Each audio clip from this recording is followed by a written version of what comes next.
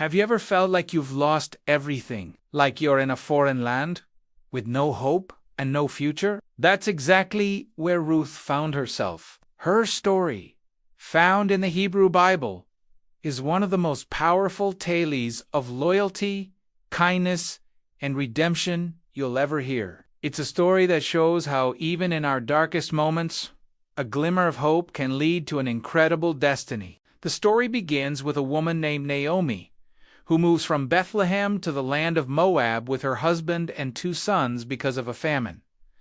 But tragedy strikes. Naomi's husband dies, and then her 2 sons, who had married Moabite women named Orpah and Ruth, also left with nothing but her 2 daughters-in-law.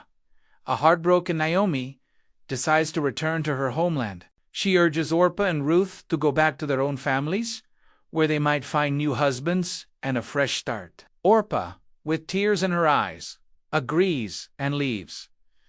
But Ruth refuses. In a moment that has echoed through centuries, she tells Naomi, "Where you go, I will go, and where you stay, I will stay. Your people will be my people, and your God my God." This wasn't just loyalty. It was a radical commitment, a promise to stand by Naomi no matter what. So, the 2 women, a grieving widow and a foreign outsider, arrive in Bethlehem with nothing. To survive, Ruth goes to glean leftover grain in the fields, a common practice for the poor. By what seems like sheer chance, she ends up in a field belonging to a wealthy and respected man named Boaz. Boaz happens to be a relative of Naomi's late husband. When Boaz sees Ruth working diligently in his field, he's impressed. He'd already heard about her incredible loyalty to Naomi.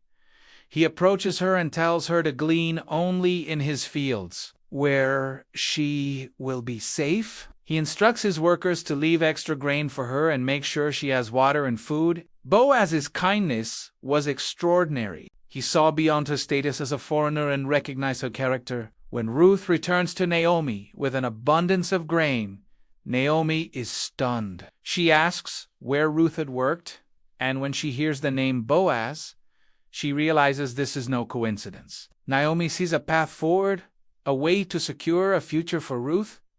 She hatches a plan, a bold one, rooted in ancient customs. Naomi instructs Ruth to go to the threshing floor at night, where Boaz would be celebrating the harvest. She tells Ruth to uncover his feet and lie down. This was a symbolic act, a way for a woman to propose marriage to a relative who had the responsibility to protect the family line and property. It was a huge risk for Ruth, but she trusted Naomi completely. In the middle of the night, Boaz wakes up, startled to find a woman at his feet. Ruth identifies herself and bravely asks him to fulfill his role as a kinsman redeemer and marry her. Boaz is deeply moved. He praises her character, noting that she could have pursued younger, wealthier men, but instead chose to honor her family obligations. He agrees to marry her, but there's a catch. There is another relative who has a closer claim. Boaz promises to settle the matter the very next day. True to his word, Boaz goes to the town gate and publicly addresses the other relative. When the other man learns that marrying Ruth also means taking on the responsibility of Naomi's land and family, he backs out, and so Boaz joyfully takes Ruth as his wife. Their marriage is a celebration for the whole town. They soon have a son named Obed. This son would become the father of Jesse, who was the father of the great King David.